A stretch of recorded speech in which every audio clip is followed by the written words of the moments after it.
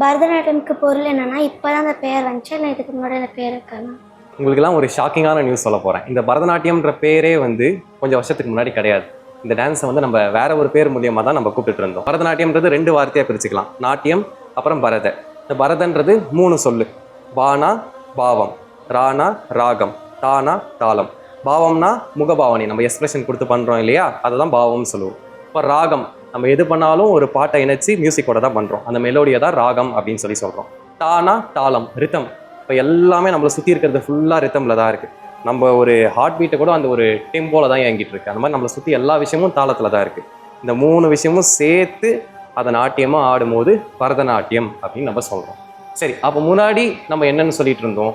அந்த நாட்டியம் வந்து சதிராட்டம் அப்படின்னு சொல்லுவாங்க முன்னாடி சொல்லும்போது. எதனால் சதிராட்டம்னா, இப்போ ஒரு எக்ஸாம்பிளுக்கு இப்போ 4 ரோடு இருக்கு இல்லையா, ஸோ அந்த 4 ரோடு லிங்க் ஆகிற சென்டர் பாயிண்ட் இருக்கும். நம்ம வாலாஜாவில் சொன்னால் நம்ம வாலாஜா பஸ் ஸ்டாண்ட் இருக்குது, அந்த 4 ரோடும் கரெக்டாக லிங்க்ல ஜாயின் ஆகும், அது சென்டர் பாயிண்ட்.